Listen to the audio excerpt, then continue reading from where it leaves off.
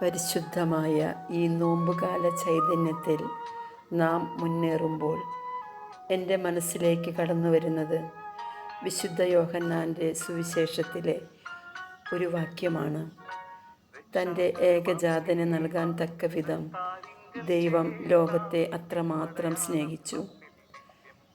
ശിരസിൽ മുൾമുടി ചൂടി ഭാരമേറിയ കുരിശും വഹിച്ച് 2 കള്ളന്മാർക്കൊപ്പം കാൽവരി മല കയറുന്ന ഈശോ, ചമ്മട്ടടിയേറ്റ ശരീരത്തിൽ നിന്ന് രക്തം വാർന്നൊഴുകുന്നു. താൻ കൂടെ കൊണ്ടു നടന്നവരും തൻ്റെ കൂടെ നടന്നവരും ആരുമില്ല.